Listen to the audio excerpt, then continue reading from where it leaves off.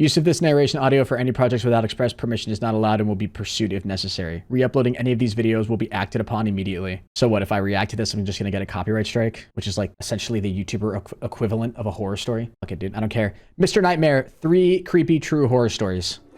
Go subscribe to Mr. Nightmare. Please don't copy strike me. It's close to Halloween.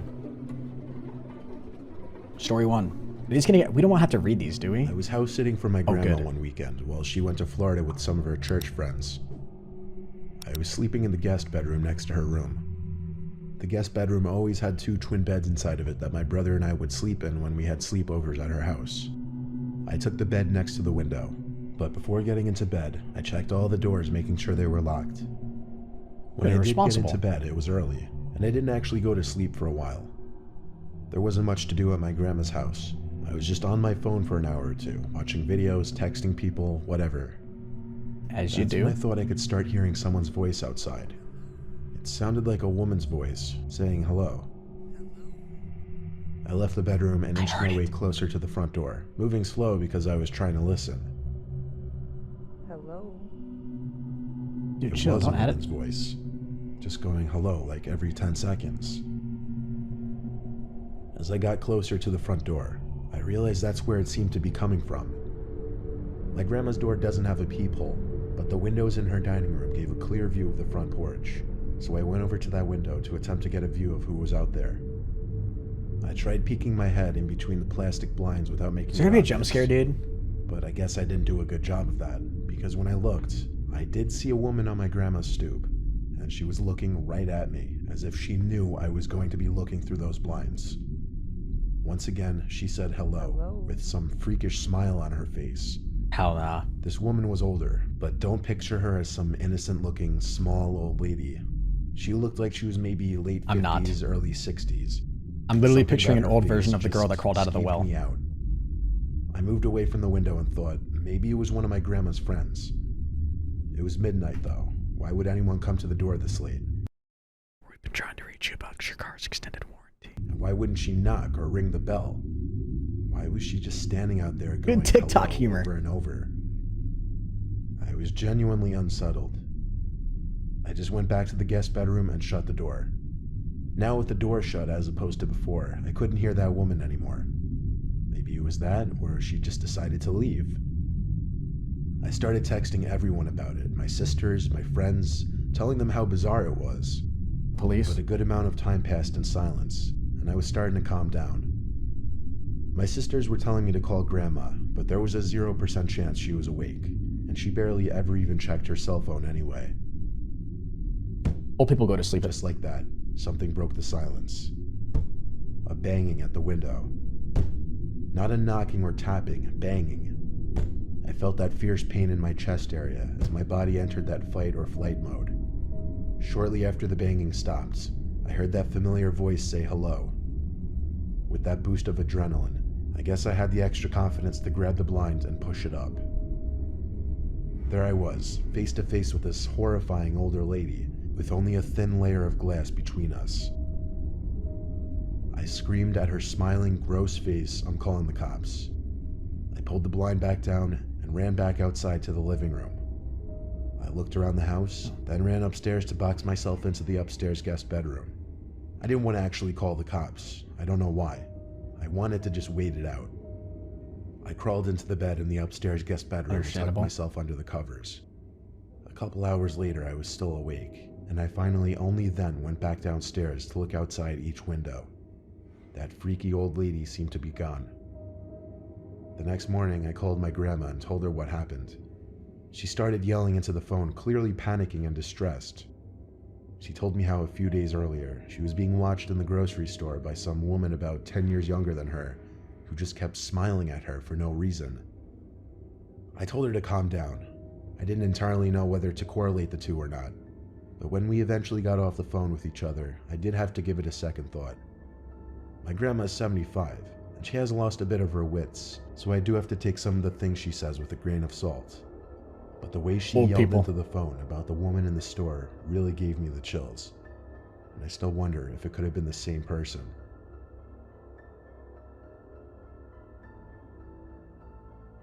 Oh, there's 3. I don't know why I thought that was it. My name is Nicholas. I'm currently a freshman at Syracuse University, which doesn't exactly sit in the safest area. I just went through a breakup with my first girlfriend, so I started getting back into the online dating scene. I was using the app Hinge when I found some blonde girl named Stephanie who I really connected with. She also went to Syracuse. We both liked to read, go to the movies, we even had the same sense of humor. Oh yeah. I suggested we go on a movie date, and she said she'd love to. She told me to meet her at some specific point near campus and she'd pick me up. So, around 9 o'clock, I waited on some corner of a normal neighborhood block. Hop off, waiting for Nicholas. Stephanie. She asked me to share my location with her, and so I did. A few minutes later, I saw a car turn down the street and start approaching me. Then it stopped in front of me, and the driver rolled down the window. It wasn't Stephanie, though, but some old random guy. He asked what I was doing alone hell no. here, which was insanely weird, first of all. Lock your pants. Then I said I was waiting for someone. He asked if I was waiting for Stephanie, and I said, yeah, how'd you know? He said he was Stephanie's father, and told me to hop in so he could give me a ride to her. I took a good look at him, and he looked a little old to be her father, to be honest. I'm no idiot when it comes to sketchy situations, so I said in a firm voice, why didn't you tell me you'd be picking me up? He claimed he didn't trust a random guy meeting up with his daughter, and wanted to meet me first. I took another good look at the man and didn't say anything. I simply started walking away in the opposite direction from where his car was. As you should. He started yelling, hey, hey, sounding surprised that I was just walking away like that. But I've heard way too many kidnapping stories to know where And Stephanie wouldn't lie to me. Stephanie would have told me. this could potentially go. I heard the guy's car moving, and I turned to make sure he wasn't doing a U-turn to follow me. I breathed a sigh of relief when he drove straight and turned left out of sight. I continued walking down the block towards campus. Forgot to turn his Got to location the off. corner of the block and was just about to make a turn when I noticed what I was pretty sure to be the same car the man was driving, just parked on the side of the road with the light shut off. I briefly tried looking into the window as I passed, but the glass was tinted. I tried not making it obvious that I was suspicious and continued walking. I got a text from this so-called Stephanie person saying, why didn't you get in the car with my dad? I ignored the text and continued walking. That's weird. I kept looking back to see if the car would move. When I got to an intersection in the road, I turned right and then full-on booked it in the direction of campus. Surprisingly, I wasn't followed. I made it back to campus out of breath and started walking to my dorm building. I felt like I heard footsteps following me, though. I thought maybe I was being paranoid, but when I heard a piece of broken glass being kicked by someone's shoe, I knew I was being tailed. I made a point of ducking down behind a van and stopping to give me time to listen for where the footsteps were coming. They were a few cars away from me. Then I remembered. I never stopped sharing my location with Stephanie. Called it. Say that man. I saw him. It was that old man. He was approaching from between two cars across from me. He yelled something that I didn't fully understand, but it sounded like he said, come back and I'll take you Take your to pants him. off. He had to be like 60-something. There's no way he would catch me if I sprinted. I lost him easily when I ran, and made it back to my dorm room. My roommate wasn't there, so I had no one to talk to. Tostitos. Love those. When I lay in my bed, I got another text from that man, and it was shocking. It said, you're a little piece of fucking shit. You're lucky you got away. I would have strangled your ugly ass. I still have the screenshot. I replied saying thanks for the threat, it's going straight to the police, and I blocked his number. I still have the conversation saved as evidence, and I plan on going to the police with it eventually. Hopefully they are able to do something about it. Why not now? This happened 7 years ago, by the way. That dude's been caught. When I was 18, I had a side job as a part-time janitor at my high school over the summer. I would work sometimes days and sometimes nights, anywhere from 9 a.m. to 12 a.m., depending on how much money I needed. Oftentimes, I would be left to lock up the building when the older janitors have left. This was a time before the high school had cameras installed in every single hallway. So one night, one of my superiors, Tom, had to leave early, meaning I'd be finishing up the rest of my shift alone, and I'd be locking up for the night. He told me text him if I need anything, as he always did, and then he left. I loved it when I was left alone because usually I just do half an hour of work and then just hang around on my phone or leave early and still get paid for the whole shift. Hell yeah. I definitely pushed it with the things I'd get away with at that place. Nothing better than scamming your employer. What Tom asked me to do before leaving was bring all the extra seats in the gymnasium from the assembly down to the basement storage room. So I figured I'd do that, then just go home. I grabbed a stack of 6 chairs and started carrying it down to the basement. The lights in the storage room were very dim. They kind of suck.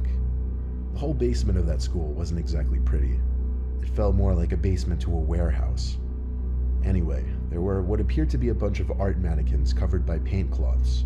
You know, those big things that look like blankets. It seemed all of the school's art supplies were stored down here. I dropped a stack of chairs down where the rest of the chairs were stored, then went back up to the gym to get more. When I came back down with more chairs, I noticed one of the mannequins was exposed now. The blanket was removed from on top of it. I know for sure it was covered minutes earlier because it was one of the front ones. I texted Tom saying, I think someone's down in the basement. He said back, what do you mean? And I said one of the art cloths were moved. He took a minute to respond saying no one else should be there. Then I noticed something. He goes, shut up kid, I'm home and I'm drunk already. Figure it out. Art cloth tucked in the corner of the storage room, sitting outside of the light that was produced at the center of the room. It was covering something, surely.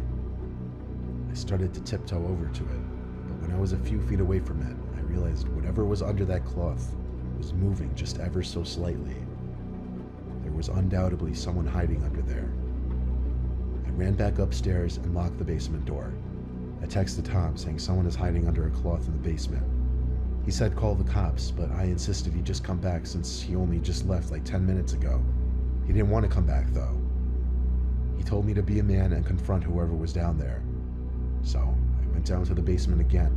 However, the cloth was now strewn flat on the floor, and whoever was hiding under there was gone. But possibly the scariest thing was yet to happen.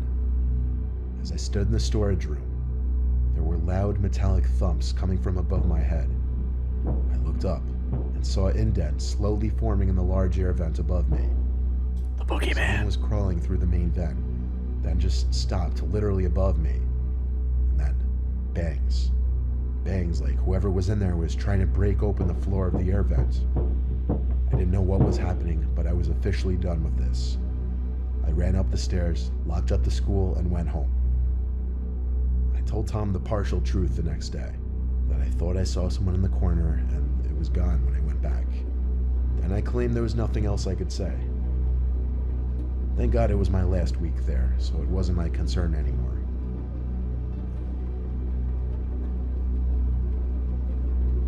Oh, that's it. Sweet. Awesome. God. Thank God no one died from anything dumb. I listen, I love these like true horror stories. I really do. They're fun to listen to and they get your goosebumps going just right. I don't know.